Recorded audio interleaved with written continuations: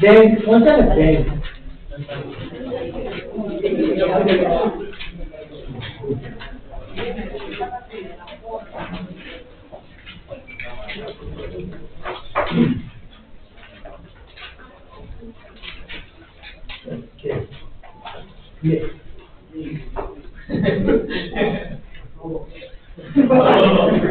कौन है?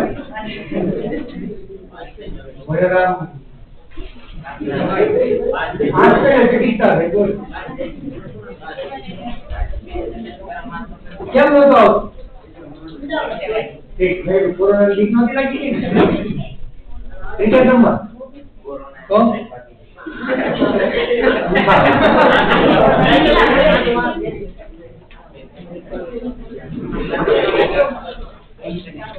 ओके હવે અહીંયા આપણે ચેપ્ટર 3 પહોંચ્યા ધંધાકીય સેવાઓ 2 આની પહેલા આપણે ચેપ્ટર 1 ની અંદર ધંધાકીય સેવાઓ બીજી ભણ્યા જેની અંદર વખાણ ભણ્યા અને વીમો અને ટપાલ સેવા આ ત્રણ સેવા એવી છે જે ધંધાકીય એટલે કે ધંધામાં કોઈને કોઈ રીતે ઉપયોગી છે અને એની વિશે આપણે સંપૂર્ણ ચર્ચા કરી ગયા હજુ એવું છે કે અમુક સેવાઓ છે કે જે ધંધામાં ઉપયોગી અને એ આ બીજા ત્રીજા પાઠની અંદર આમ જો તો ધંધાકીય સેવાનો બીજો પાઠ બરાબર એમાં બેંક થી શરૂ કરે છે પહેલી સેવા બેંક આપે અને બેંક સૌથી ઇમ્પોર્ટન્ટ સેવા છે એટલે થોડું ધ્યાન આપજો સૌથી મોટી આ જ છે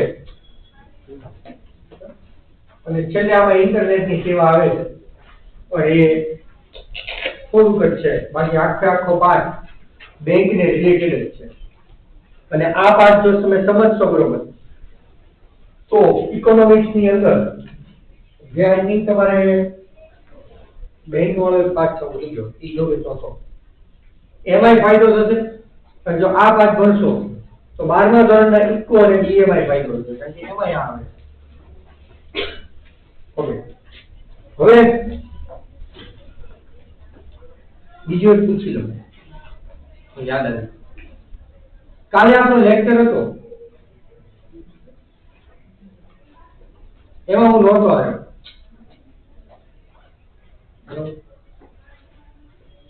અને એમાં હિતેશ સર લાઈટિંગ આવ્યા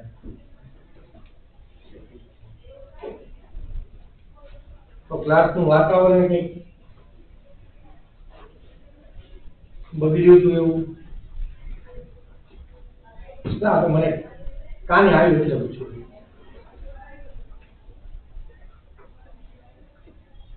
શું થયું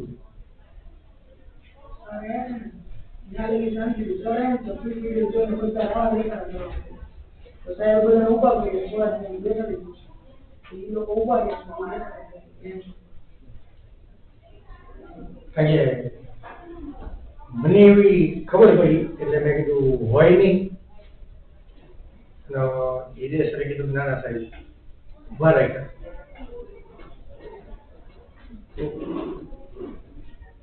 બસ આટલું પૂછવાનું કઈ કહેવાનું ખાલી પૂછ્યું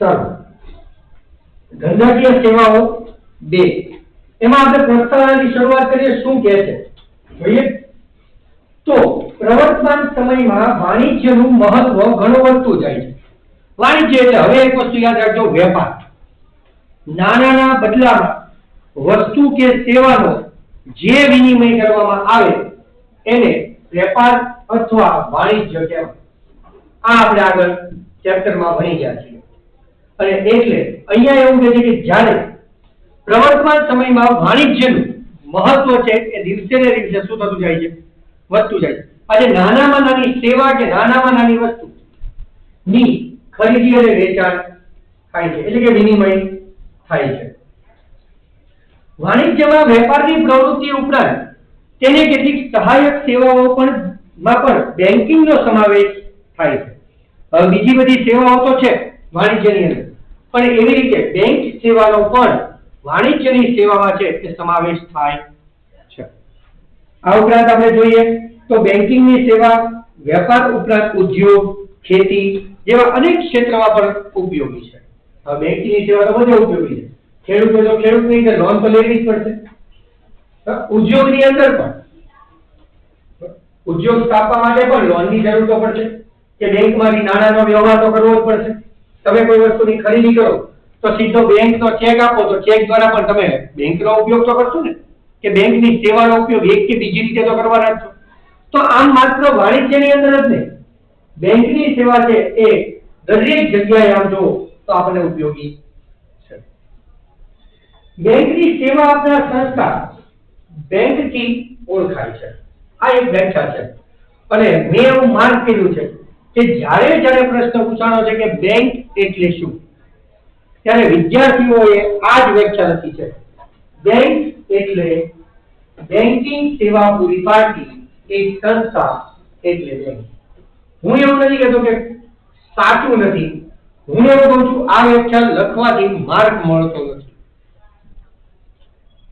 પણ તમે આર્ગ્યુ કરો સાહેબ બેંકિંગ સેવા આપતી સંસ્થા એટલે બેંક, એમ તો વીમાની વ્યાખ્યા લખો, વીમાની સેવા આપતી સંસ્થા એટલે વીમા કંપની. તો એવી વ્યાખ્યાઓ ન હોય, વ્યાખ્યાની અલગ આપી છે જે આપણે લખવાની છે, આવશે ત્યારે કહું. પણ અત્યારે આપણે એવું છે વિશ્વની સૌપ્રથમ બેંક ઈસવીસન 1407 માં સ્થપાઈ. વિશ્વની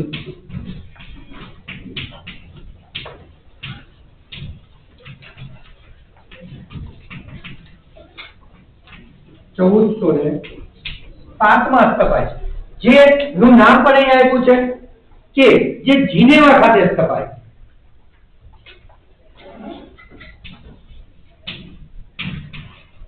અને આનું નામ હતું બેંક ઓફ બાર્સેલોના, આવું એનું નામ હતું. પણ હવે આપણે કહે છે કે ઇટાલિયન શબ્દ બેંકો, બેંચ પરથી બેંક શબ્દ ની ઉત્પત્તિ થઈ છે.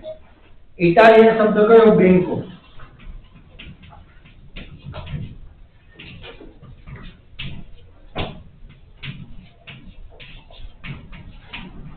ઇટાલિયન શબ્દ બેંકો એટલે કે બેંચ ઉપરથી બેંક શબ્દની ઉત્પત્તિ થઈ છે.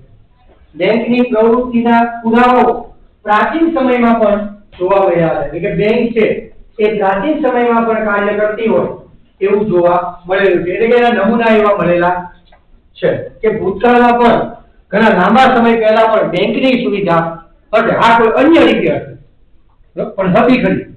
કેવી રીતે? આ શબ્દનો ઉદ્ભવ રોમન સામ્રાજ્યમાં થયો હતો. આ પ્રશ્ન આપણે પૂછાય છે. બેંક શબ્દનો સૌપ્રથમ ઉપયોગ કયા સામ્રાજ્યમાં? તો રોમન સામ્રાજ્ય. રોમન સામ્રાજ્યની અંદર છે એનો સૌથી પહેલો શબ્દ છે એ ઉપયોગ કરવામાં આવ્યો હતો. અને જ્યાં નાણાં ગીરનાર માસેલાના નામે ઓળખાતો હતો, રોમન સામ્રાજ્યમાં નાણાં ગીરનાર માસેલોના નામે ઓળખાતો હતો. આ પ્રશ્ન આપણને પૂછાય છે કે રોમન સામ્રાજ્યની અંદર નાણાં ગીરનાર એ કયા નામે ઓળખવામાં આવતો હતો? તો માસેલા તરીકે ઓળખવામાં આવતો હતો. બંધવાળાની વચ્ચોવચ બેંકુ નામે ઓળખાતી એક લાંબી બેન્ચ પર પોતાની નાનકડી કામચલાઉ દુકાનો નાખતા, જેના પરથી બેંક અને બેંક શબ્દની ઉત્પત્તિ થઈ છે. પ્રાચીન સમયમાં કરતા કેવા? બંધવાળાની અંદર. બંધવાળા એટલે નાનું મોટું એક દિવાલ હોય એની ફરતે એક નાની અમથી પેઢી ચલાવવા બેઠો હોય અને એક નાનું અમથું બેંકુ એટલે કે નાની અમથી પાટલી જેવું, ઢળતી પાટલી. તમે લોકોએ જોયું હોય તો સાહુકાર પેલા હતા એ આવું એક પોતે બેઠો હોય નીચે ગાદી નાખી અને આવી એક પેટી પોતાની આગળ રાખતો છે, ઢળતી પાટલી હોય અને એના ખાનાની અંદર પૈસા પડ્યા હોય અને તમારે ત્યાં કાગળિયા સહી કરાવે ને ઈ ખાના મૂકે. તો એ જે ઢળતી પાટલી ઉપર જે પૈસાનો વ્યવહાર થતો અને એ એટલે બેંચ અને એની ઉપરથી આ બેંક શબ્દ છે એ ઉતરી આવ્યો છે. તો આ પ્રશ્ન ક્યારે લખવાનો? કે જ્યારે તમને એમ પૂછે કે બેંક શબ્દની ઉત્પત્તિ ક્યારે અને કેવી રીતે થઈ, તો આ પ્રશ્ન છે એ તમારે લખવો. પણ હવે બેંકની વ્યાખ્યા આપે છે, તો બેંકની વ્યાખ્યા વ્યવસ્થિત સમજજો. આપણે ન સમજાય તો હું સમજાવી. રિઝર્વ બેંકના મતે બેંક એટલે શું માંગવામાં આવે એટલે તરત જ કે નિર્ધારિત મુદતના અંતે પરત કરવાની શરતે ધિરાણ કરવાના હેતુસર બચતો એકત્રિત કરતી સંસ્થા એટલે બેંક. શું કહે છે કે બેંક કોને કહેવાય? જ્યારે માંગવામાં આવે ત્યારે અથવા મુદત પૂરી થયાના અંતે આપણને આપણા નાણાં પાછા આપે અથવા ધિરાણ કરવાના હેતુથી, ધિરાણ એટલે કોઈ લોન આપવાના હેતુથી આપણી જે બચત છે એ સ્વીકારતી સંસ્થા એટલે બેંક. તો હવે હું વ્યાખ્યા જો આખી કે માંગવામાં આવે ત્યારે નિર્ધારિત મુદતના અંતે નાણાં પરત કરવાની શરતે ધિરાણ કરવાના હેતુસર બચતો એકત્રિત કરતી સંસ્થા એટલે બેંક. અને આ વ્યાખ્યા લખી હશે તો 1 માર્ક મળશે. હવે આગળ કહે છે કે બીજી એક વ્યાખ્યા છે જે મેં તમને કીધી એમ કે બેંકિંગ સેવા આપતી સંસ્થાને બેંક તરીકે ઓળખવામાં આવે. જે બેંકની તમામ પ્રકારની સેવાઓ આપે એને બેંક કહેવામાં આવે. તો હવે આપણે આ વ્યાખ્યા લખીએ તો એનો મતલબ તો એવો કે પોસ્ટ ઓફિસે બેંકની ઘણી બધી સેવાઓ આપે તો એ બેંક છે. કારણ કે આમાં એવું હોય કે બેંકિંગ સેવા આપતી સંસ્થા બધી બેંક જ છે. જેમ કે એટીએમ ની સુવિધા આપે, ચેકબુક આપે, નાણાંનું બચત એકત્રિત કરે, એ તો પોસ્ટ ઓફિસે કરે. આપણે આગળ પણ હા, રિઝર્વ બેંક ઓફ ઇન્ડિયાની વ્યાખ્યા લખવી કમ્પલસરી. હવે એને એક એક કાર્યો કહે છે જે તમારે 12મા માં બેઠા આવવાના છે, પણ સબ્જેક્ટ બદલાઈ જશે ઇકોનોમિક્સ ની અંદર. તો એનું પહેલું કાર્ય મુખ્ય કાર્યની અંદર થાપણોનો સ્વીકાર કરવો, તમારી પાસેથી પૈસા સ્વીકારવા. બીજું રોકાણ કે ધિરાણ કરવું, તમે આપેલા પૈસાને એ અન્ય જગ્યાએ છે એ રોકાણ કરે છે અથવા તો કોઈને ધિરાણ આપે છે. એટલે કે તમે રોકેલા પૈસા એ કાં કોઈ અન્ય જગ્યાએ રોકશે અથવા કોઈ વ્યક્તિને જે વેપારી હશે કે જેને પૈસાની જરૂર હશે એને બેંક લોનની સુવિધા આપે છે. પરંતુ વર્તમાન સમયમાં આ કાર્ય ઉપરાંત અન્ય કાર્યો પણ બેંક કરે છે. આ બે કાર્યો તો મુખ્ય કરે છે, પણ આ સિવાયના પણ ઘણા કાર્યો છે. કેવા? બેંક સેવાનો વિકાસ ખૂબ જ થતો જાય છે અને તેની સેવાઓમાં પણ વૈવિધ્ય જોવા મળે છે. બેંકના બધા કાર્યોની યાદી બનાવી થોડીક મુશ્કેલ છે. હા, બેંકના કાર્યોને મુખ્ય કાર્ય અને ગૌણ કાર્યમાં તમે વિભાજિત કરી શકો છો. તો હવે આપણને કે જેના મુખ્ય કાર્ય કયા અને ગૌણ કાર્ય કયા. તો મુખ્ય કાર્યમાં જો 4 છે. પહેલું થાપણને સ્વીકારવી, તમારી પાસે પૈસા સ્વીકારવા. બીજું ધિરાણ કરવું, લોન આપવી, એ બેંકનું મુખ્ય કાર્ય છે. એનાથી આપી રોકાણ કરવું. હવે તમને એવું લાગે કે સાહેબ બેંક આપણને પૈસા આપણે રોકીએ તો આપણને વધારે પૈસા આપે છે, તો એ અમથી નથી આપતી. તમે આપેલા નાણાંનું એ અન્ય જગ્યાએ શું કરે છે? રોકાણ કરે છે. અને એનાથી આગળ આંતરિક બેંકિંગ વ્યવહાર કરવા, બેંક વચ્ચેના વ્યવહારો છે એ પણ કરવા, એ એના મુખ્ય કાર્યો છે. એક વસ્તુ યાદ રાખો કે બેંક જ્યારે તમને વ્યાજ આપે છે ને ત્યારે તમે એવું ન માનો કે બેંક તમારી ઉપર ઉપકાર કરે છે. ઓલીનું બેંક ની ઉપર તમે ઉપકાર કરો. તમે તમારી બચત છે કોઈ 5 લાખ, કોઈ 10 લાખ, કોઈ 15 લાખ, આ બધા ઈ જમા તમે કરો છો. હવે આ પૈસાનું એ શું કરે છે? એ કોઈને કોઈ કંપનીની અંદર એનું ઇન્વેસ્ટમેન્ટ કરે. આ ઇન્વેસ્ટમેન્ટની અંદરથી બેંકને સીધા 30% મળશે, જેમાંથી એ 25% પોતાની પાસે રાખી પ્રોફિટના 5% તમને આપશે. અને એટલે બેંક ને ધંધો કહેવાય કે ધંધાદારી સંસ્થા કહેવાય. આ વસ્તુ નથી કરતી કે તમને વ્યાજ આપે છે તો તમને એવું લાગે કે લે સાહેબ બેંક તો વ્યાજ આપે છે, પણ વ્યાજ કેવી રીતે આપે છે? એ તમારે આ રોકેલા પૈસા તો તમે જીરેલા પૈસા એ અન્ય કોર્પોરેટ સંસ્થાઓની અંદર જે છે એ શું કરે છે? રોકાણ કરે છે. નકર કોઈ વ્યક્તિ એવું છે કે તમે એને 5 રૂપિયા આપો ને તમને બદલામાં 10 રૂપિયા આપે? કોણ એવો ધંધો કરે? હું તમને બેંકનું કાર્ય એક નાની અમથી સિચ્યુએશનથી સમજાવું, સમજવાનો પ્રયત્ન કરજો. હું બેંક છું એવું માની લો. અત્યારે તમે અન્ય વ્યક્તિ છો, તમે તમારા 5 લાખ રૂપિયા લઈને મારી પાસે આવ્યા કે આવી લો, એટલે હું તમને કહીશ હું તમને 5 લાખ ના કહીશ 7 લાખ કરીને આપીશ. કોઈ ત્રીજો વ્યક્તિ છે જે મારી પાસે તૈયાર છે અને એવું કહે યાર 5 લાખની બહુ જરૂર છે, હું એને 10 લાખ આપીશ. હું મારા પૈસા આપું છું. પૈસા કોણ? હું એને આપીશ. એમાંથી મને 10 લાખ આપશે.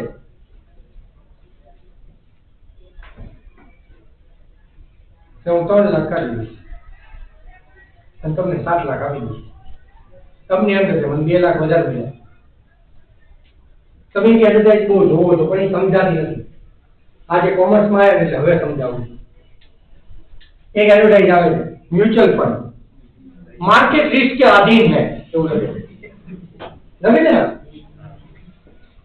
અને તમને એવું કહે છે કે તમારે આમાં ઇન્વેસ્ટ કરવું જોઈએ. તમને એમ લાગે સાહેબ કાંઈ એવું રિસ્ક થોડું લેવા, બેંક તો સરકારી છે. તો તમને એવું લાગે બેંક ક્યાં ઇન્વેસ્ટ કરે? બેંક ક્યાં ઇન્વેસ્ટ કરે? કંપનીઓમાં. તો એ કંપની એટલે જ મ્યુચ્યુઅલ ફંડ. ઓલું કેવું થાય છે ખબર? મ્યુચ્યુઅલ ફંડ એટલે તમે બેંકને આપો છો, બેંક તમારા પૈસા ક્યાંથી લે છે? અને ઓલું કેવું? તમે તમારા ખુદના પૈસા ક્યાંથી લો છો? સીધા કંપનીમાં નાખો. હવે તમને એમ છે એમાં નુકસાન થવાની શક્યતા કેટલી? તો હું એવું કહું કાંઈ નહીં. કેમ? હવે જોજો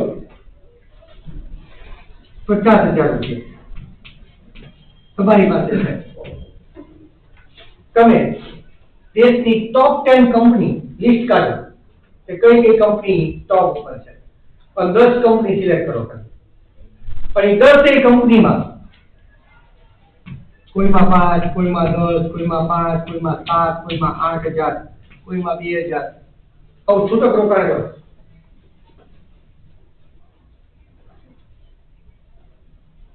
દેશની ટોપ 10 કંપનીમાં હવે તમારું રોકાણ છે. માની લો કે આમાંથી 3 કંપની એવી છે કે 4 કંપની એવી છે જે લોસમાં ગઈ. કેટલી કંપની? 4 કંપની લોસમાં ગઈ. કેટલી કંપનીએ પ્રોફિટ કર્યો? ટોપ 10 6 કંપનીઓ. એ 6 કંપનીનો પ્રોફિટ કેટલો હશે?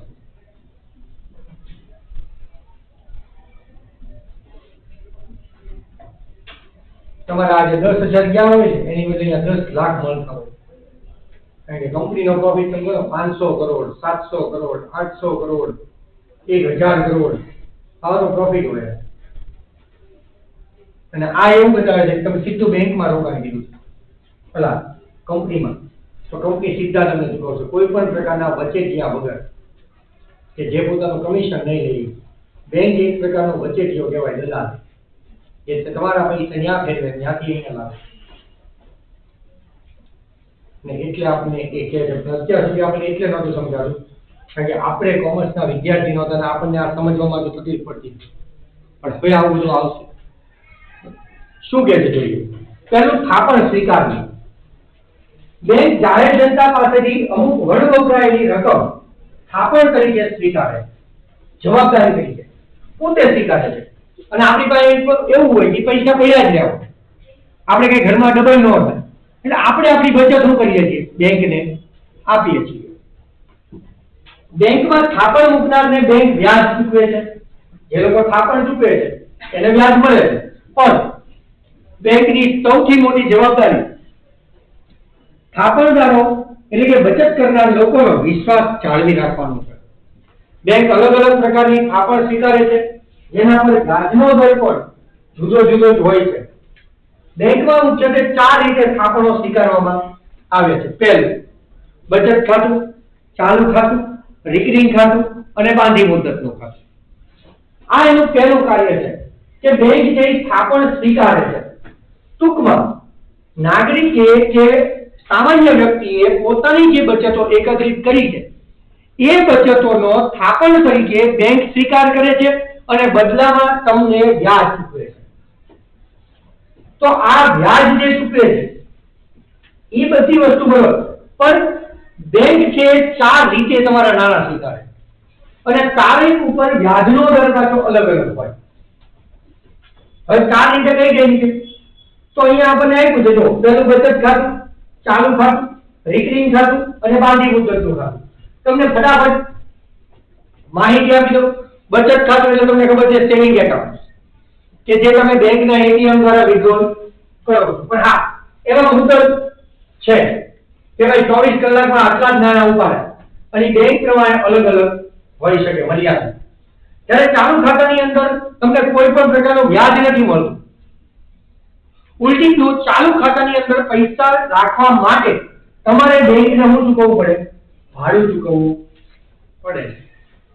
હા, કરંટ એકાઉન્ટ એટલે કે ચાલુ એકાઉન્ટ છે એ કોઈ પણ વ્યક્તિ, પેઢી કે સંસ્થા કે કોઈ કંપની પોતાના નામે ખોલાવી શકે અને એમાં તમારા ખાતામાં જે રકમ હોય એની કરતા પણ વધુ રકમ એટલે કે ઓવરડ્રાફ્ટ ઉપાડવાની છે એ તમને સુવિધા આપવામાં આવે. હા, આની ઉપર કોઈ પણ પ્રકારનું વ્યાજ ચૂકવવામાં આવતું નથી. તમે ગમે તેટલા કરોડનો વહીવટ ગમે તેટલી વાર ખાતામાં કરી શકો છો. ત્યારે બચત ખાતામાં એવું નથી. તમે જો બચત ખાતામાં 24 કલાકમાં તમે એક જ વાર નાણાં ઉપાડી શકો, પછી નહીં. 24 કલાકની રાહ જોવી પડે. ઓલામાં તમે 1 અને 5 કરોડ ઉપાડો તો ઉપડે, બીજી જ સેકન્ડે તમને એવું લાગે 10 કરોડ જમા કરાવવા છે, જમા કરાવી શકો. તો આ ચાલુ ખાતું. રિકરિંગ ખાતું, ઘણા વ્યક્તિઓ એવા છે જે બેંકની અંદર એક સાથે રોકાણ નથી કરી શકતા, પણ એને બચત તો કરવી છે. તો એવા સમયે બેંકે એ લોકોને થાપણો સ્વીકારવા માટે નવી સુવિધા કરી આપી, જેનું નામ આપ્યું રિકરિંગ એકાઉન્ટ. રિકરિંગ એકાઉન્ટ એટલે દર મહિનાની એક નિશ્ચિત તારીખ નક્કી કરેલી વ્યક્તિ અને એ તારીખે એને નક્કી કરેલી રકમ એને બેંકમાં જમા કરાવવાની, જેની ઉપર બેંક એને વ્યાજ આપશે. પણ હા, આમાં વ્યાજ છે એ દર 3 મહિને હોય. દર 3 મહિને છે એ વ્યાજ તમારું ગણાતું હોય. જેટલી રકમ જમા થતી જાય. હા, આની અંદર તમે નિશ્ચિત રકમે જો રકમ જમા ન કરાવી હોય તો એનો થોડો ઘણો પેનલ્ટી ચાર્જ એટલે કે થોડું ઘણો દંડ પણ થાય છે. એ દંડ એટલે 2-5 રૂપિયા એક્સ્ટ્રા ભરવા પડે છે. પણ આમાં ફાયદો એ છે કે કોઈ પણ વ્યક્તિએ એક સાથે પૈસા ભરવા પડતા નથી. દર મહિને તમે 1200, 1500, 500, 700 તમને જે અનુકૂળતા હોય એ પ્રમાણે રાખવાનું હોય છે. અને જે છે એ છેલ્લું બાંધી મુદતનું ખાતું, જેને તમે એફડી કહો છો, ફિક્સ ડિપોઝિટ, જેમાં તમે રસીદ કઢાવો છો. તો એમાં પણ મુદત તો નિશ્ચિત હોય છે. હા, એમાં તમે રિન્યુ કરાવી શકો છો. અને આ એકાઉન્ટ એવું છે કે જેની ઉપર બેંક સૌથી વધુ વ્યાજ આપે છે. તો આ આપણું અહીંયા પૂરું. બરોબર, એમાં અંદર લખાણ નથી, પણ મેં તમને આ પોતે સમજાવ્યું.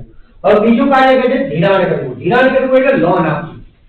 તો બેંક વિવિધ પ્રકારના ખાતાઓ દ્વારા થાપણો સ્વીકારે તો છે, પણ આમ થાપણો દ્વારા બેંકે મેળવેલ નાણાંનું તે અન્યત્ર ધિરાણ કરે છે, એટલે કે બીજી જગ્યાએ લોન આપે છે.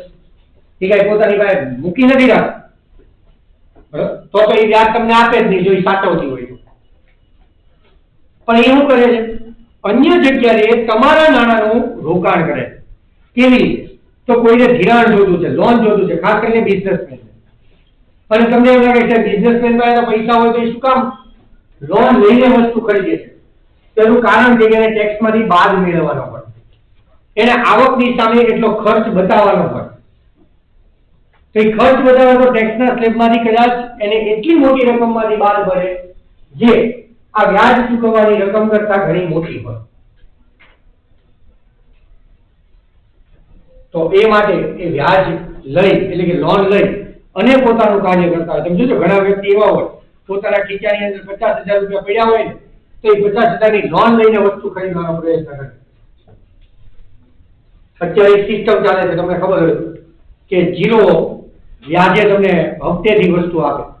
ઘણા વ્યક્તિ એવું વિચારે કે હે સાહેબ આવી વાર પછી પૈસા પડ્યા હોય તો હપ્તો કરવાની શું જરૂરી, રોજ દર મહિને ટેન્શન, પણ કદાચ એક દિવસ એક વખત ન ભરી ગયા તો તમારે 50,000 રોકડા ચૂકવવા કે હું એમ કહું 50,000 એના નામના ખાતા મૂકી દો, દર મહિને કપાય રાખે, તમને હું વાંધો દર મહિને કપાશે, બર્ડન નહીં આવે. અને થાય કેવું ખબર, ભવિષ્યની અંદર જ્યારે તમારે લોન જોતી હોય ને ત્યારે આવી કોઈ પણ નાની નાની લોનના હપ્તા તમે ચોક્કસ મર્યાદામાં ભરેલા હોય ને તો એ તમારી ક્રેડિટ બને, અને ક્રેડિટ વધે ને એટલે તમે ધારો એટલાની લોન મળે ક્રેડિટ. કારણ કે એવું બતાવે કે અત્યાર સુધીની જેટલી લોન આને લીધી છે ને એમાં એક પણ પ્રકારનો હપ્તો સ્લેબ કર્યા વગર એને પૂરેપૂરા ટાઈમ ટુ ટાઈમ લોન ભરી છે. અને બેંક કે કોઈ પણ સંસ્થા તમને વધુમાં વધુ લોન આપે. ઘણા તમે જોજો ઘણા એમ કે યાર મેં 18 લાખની લોન મૂકીને 10 લાખની જ પાસ છે, એની ક્રેડિટ ન બોલતી હોય, એક બે વખત એવું થયું હોય કે હપ્તા ચૂકી ગયા હોય ભૂતકાળમાં, પરિણામે બેંક એને એટલું મોટું રિસ્ક ન આપે. ઘણા એવું કે તારું મારે તો 18 લાખની જોતી પણ બેંક એમ કે 30 લાખની લો ત્યાં સુધી વાંધો નથી, તો એ ક્રેડિટ ઉપર છે.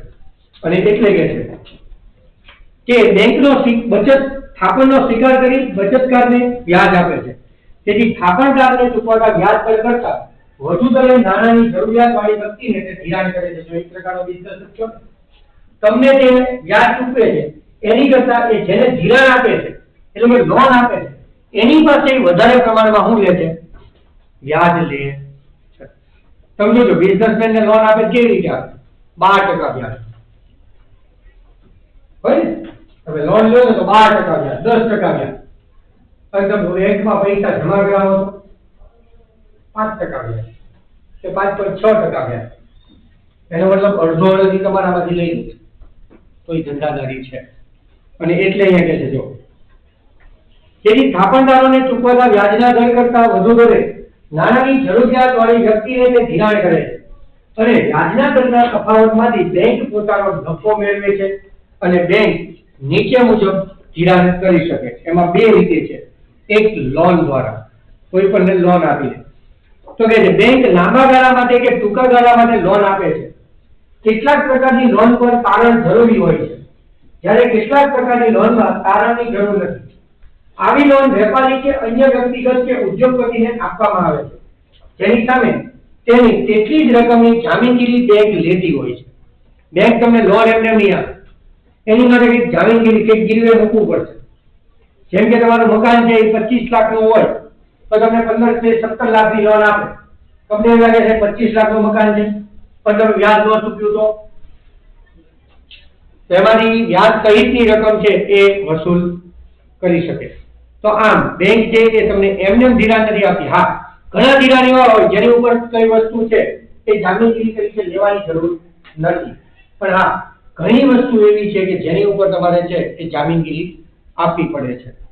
અને આગળ કહે છે કે હાલના સમયમાં તો આજે હોમ લોન પણ મળે છે, કાર લોન મળે છે, એજ્યુકેશન લોન મળે છે, ગેસ ક્રેડિટ મળે છે, મશીનરી લોન મળે છે, ગોલ્ડ લોન મળે છે, પર્સનલ લોન મળે છે, જેવી આજે ઘણી બધી લોનો એ બેંક દ્વારા છે એ ઉપલબ્ધ છે. આજે તો તમને ઘણી બધી લોન મળે. ગાડી લેવી હોય તો એની ઉપર લોન, મકાન લેવું છે તો મકાન ઉપર લોન. પણ હા, મકાનના કાગળિયા છે એ તમારે ત્યાં સુધી તમારે બેંકમાં જમા રાખવા પડે કે જ્યાં સુધી તમે લોનનો હપ્તો છે એ પૂરો ન કરી દો. તો આમ બેંકે પોતાની સિક્યુરિટી વિચારતી હોય છે. અને બીજું ધિરાણ કરવાનું કે છે ઓવરડ્રાફ્ટ દ્વારા. મેં કીધું તમારા ખાતામાં પૈસા હોય એની કરતા વધુ ઉપાડ ની જે સુવિધા આપે એને ઓવરડ્રાફ્ટ કહેવાય. હવે ઓવરડ્રાફ્ટ ની અંદર કેવું હોય એ તમને એક ઉદાહરણ સાથે સમજાવું કે માની લો કે તમારા ખાતામાં 5 લાખ રૂપિયા છે, તો 5 લાખ કરતા તમને એવું છે કે 7 લાખની જરૂર છે. હવે ખાતામાં તો 5 જ લાખ છે, તો બાકીના 2 લાખ લાવશું ક્યાંથી? તો બેંકમાંથી જ તમે આ 7 લાખ ઉપાડી શકો તમારા એકાઉન્ટમાં ન હોવા છતાં પણ. અને હા, આમાં બેંક તમને કઈ બહુ મોટી સહાય કરે છે એવું નથી. તમારા ખાતામાં જે 5 લાખ રૂપિયા છે એનું વ્યાજ તમારે નથી દેવાનું, કારણ કે તમારા પોતાના છે.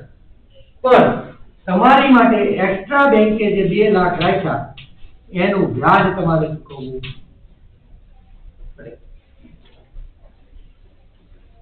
જેટલા સમય માટે ઉપયોગ કર્યો હોય એટલું વ્યાજ ચૂકવવું પડે છે. તો કે દેજો ચાલુ ખાતું ધરાવનાર અગાઉથી મંજૂર કરેલ મર્યાદામાં અને ટૂંકા ગાળા માટે ખાતામાં જમા રકમથી વધુ રકમ ઉપાડે એવું બને તો તેને ઓવરડ્રાફ્ટ કહેવાય. ઓવરડ્રાફ્ટનો સમય ટૂંકો ગાળો હોય છે, પરંતુ ઓવરડ્રાફ્ટનો સમય નિશ્ચિત કરી દેવામાં આવે ત્યારે તેને ક્રેશ ક્રેડિટ કહે છે. ઓવરડ્રાફ્ટનો સમય નિશ્ચિત ગાળો હોય છે. ઘણી વખત તમને એવું કે 5 મહિનાની અંદર 18 દિવસની અંદર તમારે આ રકમ ચૂકતી કરવી પડશે. ક્રેડિટ કાર્ડની અંદર એવું હોય, તમે જોજો લિમિટ આપી હોય. તમે મફત બેંકમાં તમારા પૈસા હોય ન હોય, ક્રેડિટ કાર્ડની લિમિટ હોય ત્યાં સુધી ખરીદી કરો, પણ એમાં લિમિટ હોય કે 1 લાખ છે એ ખરીદી થાય એટલે તમારે 15 દિવસ જમા કરાવવાના છે. તો અહીંયા પણ લિમિટ હોય છે, ટૂંકો ગાળો, તો એને ક્રેશ ક્રેડિટ કહી શકાય. હવે છેલ્લો કહે છે કે રોકાણ કરવું. એની પછી એક હશે બેંકની મૂડી અને મેળવેલ થાપણની રકમનું ધિરાણ અને રોકાણ જો ન થઈ શકે તો બેંકને પૂરતું વળતર મળતું નથી. હવે બેંક પોતાની પાસે તમારી બચત રાખે તો એને કઈ ફાયદો નથી થવાનો, પણ બેંક શું કરે છે કે તમારી પાસેથી લીધેલી બચત એ અન્ય જગ્યાએ જ્યાં સુધી રોકાણ નહીં કરે ત્યાં સુધી એને ફાયદો નથી, એને તો નુકસાન છે. અને એટલે કે છે બેંકનું મહત્વનું કાર્ય અન્ય જગ્યાએ આ રકમનું રોકાણ કરવાનું છે. આ રોકાણ યોગ્ય ગણતરી સાથે સલામત જગ્યાએ કરવું અનિવાર્ય છે. બેંકે અનામતની રકમ આરબીઆઈ ના નિયમ અનુસાર કુલ ડિપોઝિટની અમુક રકમ સરકારી જામીનગીરીમાં રોકવાની હોય છે, જેના પર વ્યાજનો દર થોડો ઓછો હોય છે. અને બેંકમાં કટોકટી કે આકસ્મિક પરિસ્થિતિમાં રોકાણો છૂટા કરી તરત રોકડ મળે એ રીતે નાણાંની ગોઠવણ કરવી અનિવાર્ય છે. જો કોઈ પણ બેંકે આરબીઆઈ પાસે અમુક ટકા રકમ છે એ અનામત રાખવી પડે. હવે આ નિયમ છે ને એ પહેલા અલગ હતો. પહેલા કેવું હતું કે બચત ખાતાના કેટલા ખાતા છે અને બચત ખાતામાં કેટલી રકમ છે તો એના 5%, કરંટ એકાઉન્ટ ની રકમ બેંકમાં કેટલી છે તો એના 3%. આવી રીતે અલગ અલગ રાખવું પડતું.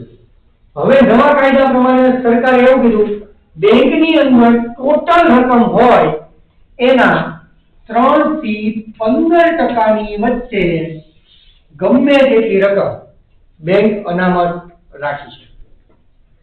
રિઝર્વ બેંક પાસે રાખવી પડે.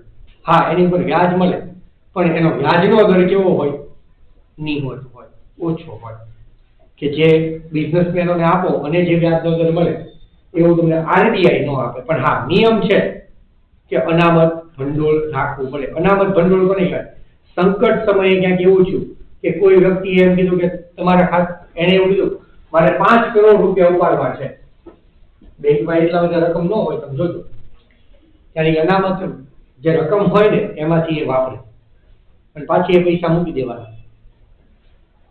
સંકટ સમયના ઘણી વખત શું આપણે બધા પૈસા બેંકમાં હોય પણ 8-10 હજાર આપણે ઘરમાં રાખીએ કે સાહેબ એવું દવાખાનું આવ્યું પણ આપણી પૈસા નહીં હોય તો હાલો નો ડાઉટ બેંકની અંદર લાખ રૂપિયા છે, 5 લાખ છે, પણ શું કામ ઓન ધી સ્પોટ નથી ને.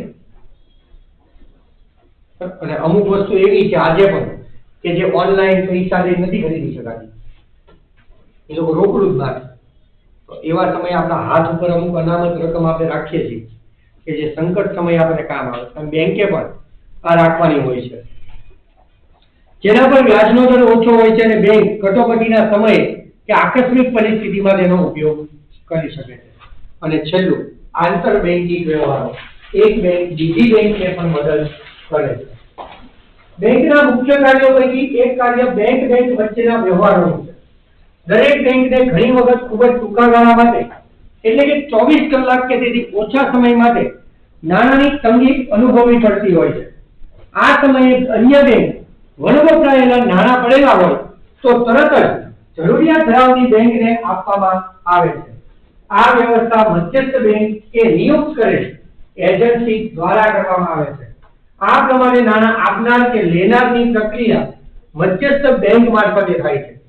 નાણાં લેનાર કે આપનાર એકબીજાના સંપર્કમાં આવતા નથી અને આ રીતે બેંકની સમસ્યાનું નિવારણ પણ થઈ જાય છે અને આમ જે રકમ માંગવામાં આવે તેને કોલ મની કહે છે. કોલ મની એટલે શું? એક જ વાક્યમાં લખવું હોય તો 24 કલાક જેવા ટૂંકા ગાળા માટે આપવામાં આવતી કે લેવામાં આવતી લોન એટલે કોલ મની. 24 કલાકના ટૂંકા ગાળા માટે કાં તો આપવામાં આવે અને કાં તો લેવામાં આવે એ લોન એટલે કોલ મની. ઘણી વખત કેવું થાય કે ઘણી બેંકને પૈસાની તાત્કાલિક જરૂર પડે હોય છે, એમાં પ્રતિષ્ઠા પરિણામે આખી સિચ્યુએશન કેવી સમજાવી જો એક લાઈવ ઉદાહરણ દ્વારા તમને સમજાવું એક્ઝામ્પલ આપી. પંજાબ નેશનલ બેંક છે એને પૈસાની જરૂર પડી. હવે એસબીઆઈ છે એની પાસે એવું છે કે ઘણા બધા નાણાં અનામત પડ્યા છે અને એને અત્યારે કોઈ જરૂર નથી. તો પંજાબ બેંકને અત્યારે જરૂર છે એની પાસે પૈસા નથી. હવે તેની પ્રતિષ્ઠા ગવાય કે ઓડી મોટી બેંક એની પાસે પૈસા નથી. પરિણામે શું કરે? મધ્યસ્થ બેંકનો સહારો કે ભાઈ એક દિવસ માટે પૈસા જોશે, કાલ તો પાછા આવી બેંકમાં આવી છે તો એક દિવસ માટે કોઈ લોન આપે એવું છે? તો મધ્યસ્થ બેંકને ખબર હોય કે એસબીઆઈ ના પૈસા વધુ પડ્યા એટલે એસબીઆઈ ને કે ભાઈ પૈસાની જરૂર છે. એસબીઆઈ બેંકને ઈ ખબર ન પડે કે એને કોને પૈસા આપ્યા. પંજાબ બેંકને ઈ ખબર ન પડે કે એને કોની પાસે પૈસા લીધા. બંનેની મર્યાદા જળવાય. અને આ વ્યાજ છે એ કોલ મનીનો વ્યાજ સૌથી વધારે હોય. 24 કલાક માટેની રકમ હોય અને એનો વ્યાજનો દર નાણાંના પ્રવર્તતા વેતન દર જેટલો હોય. હુંડિયામણનો દર જે હોય બરાબર એ આધારે એનો વ્યાજનો દર નક્કી કરવામાં આવે. એટલે તમે એવું ન કહી શકો કે આ વ્યાજનો દર 24 કલાકની જે લોન છે કોલ મની એનો વ્યાજનો દર કેવો કેટલો હોય 2%, 5%, 7% એવું નહીં. કારણ કે કેના 7% તમે રાખો? મહિને 7% કે વર્ષના 7%. 24 કલાક માટેની તો લોન છે, આજ લીધી કાલ આપી દેવાનો છે. એમાં તમે વ્યાજ શું કરો? તો એમાં પ્રવર્તમાન વેતન દર કરવો પડે. જે બહુ અઘરું છે. કારણ કે બેંકને કઈ જે રકમની જરૂર નહીં હોય, 100 કરોડ 200 કરોડની જરૂર હશે. પણ હા, એ બેંક મધ્યસ્થ બેંક દ્વારા વહીવટ કરે છે જેને કોલ મની કહેવાય. ટૂંકમાં કહીએ તો કાંઈ નહીં લખવાનું. જો ટૂંકમાં લખવું હોય તો એક દિવસ જેવા ટૂંકા ગાળા માટે આપવામાં કે લેવામાં આવતી લોન જેને કોલ મની કહે છે. પણ હા, તમને એમ લાગે કે 2 થી 15 દિવસ માટે લેવામાં આવે તો એક દિવસ માટે આવે તો કોલ મની. પણ બેંકને 2 થી 15 દિવસના ગાળા માટે જરૂર પડી તો તેનું નામ પાછું બીજું છે. એને કહેવાય લોન પણ એ કહેવાય નોટિસ મની. આ કોલ મની, ઓલી નોટિસ મની. જેમાં મુદત કેટલી હોય? 2 થી 15 દિવસ. 24 કલાકમાં નહીં આપવાના, 2 દિવસ પછી આપવાના, કાં તો 15 દિવસ. ટૂંકમાં 2 થી 15 વચ્ચેનો સમયગાળો. આગળ કહે છે આ રીતે મેળવેલ રકમ પર વ્યાજ ચૂકવવું પડે છે. જો મફત નથી, બેંકે વ્યાજ તો ચૂકવવું પડે. આ વ્યાજનો દર બજારમાં નાણાંની માંગના આધારે નક્કી થતો હોય કે પૈસાની માંગ કેટલી છે બજારમાં. જો માંગ વધુમાં વધુ તો વ્યાજનો દર ઓછો આવી જાય. અને જો નાણાંની માંગ એટલી બધી ન હોય તો વ્યાજનો દર છે એ ઓછો પણ હોય. વચ્ચે હમણાં તમે જો નોટબંધી કરી ત્યારે નાણાંની માંગ કેવી હતી?